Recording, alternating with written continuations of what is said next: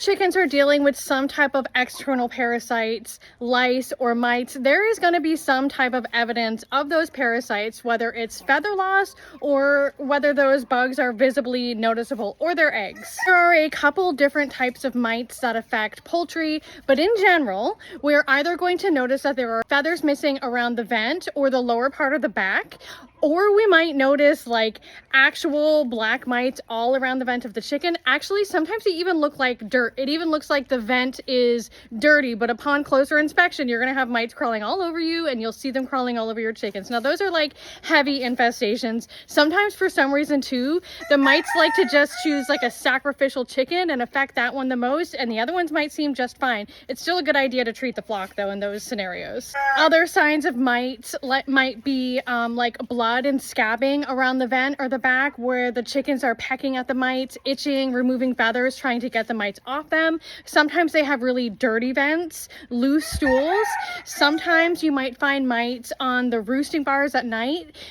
One of the best times that you can check for mites or lice or any type of external parasite is at night while the birds are roosting, while they're like docile and calm. Go in with a flashlight, pick them up, look underneath their wings, look around the vent, check on your roost bars. You're looking for live bugs. Mites tend to be like black or red. They kind of look like little ticks.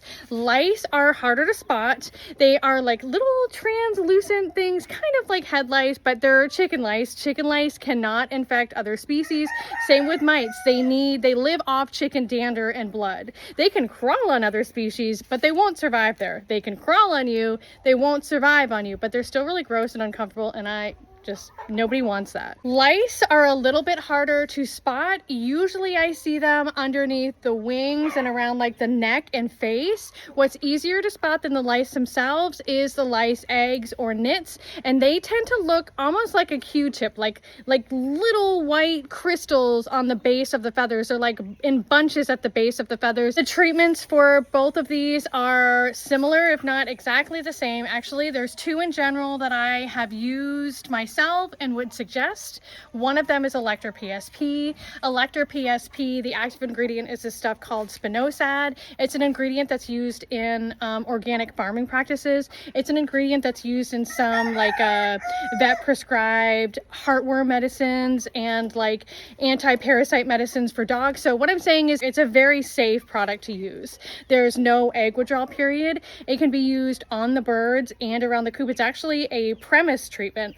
It works by coming into contact with the parasite. There are two means for using Elector PSP. You want to make a mixture of 9 cc's per gallon of water, and you can either spray the bird down, but you want to make sure that all of the eggs and all of the live bugs are going to come into contact with the Elector PSP mixture.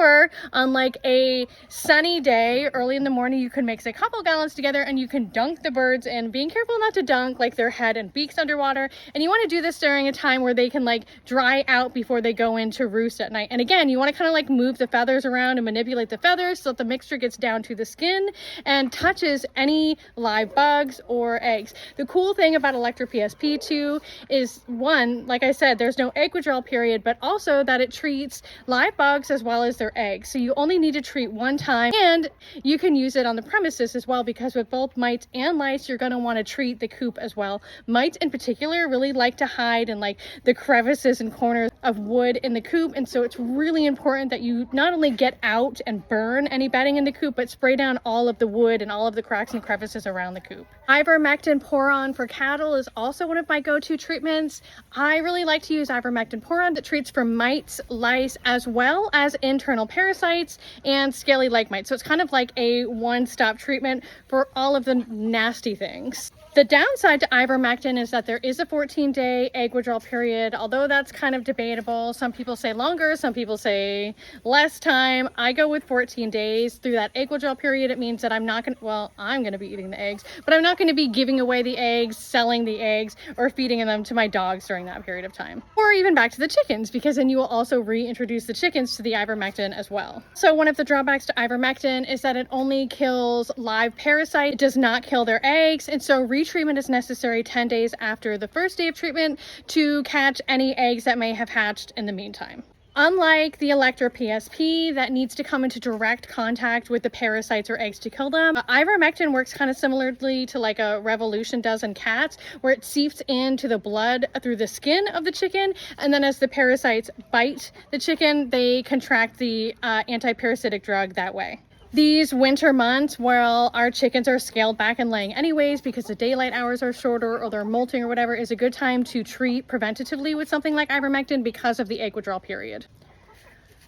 I will use anywhere from 2 to 7 drops per bird, 7 drops for like my standard size birds, 9 drops on my big birds like my Brahmas. But that also is a dosage that I would suggest you do some secondary research on because there seems to be some sort of differing information depending on where you go on the interwebs.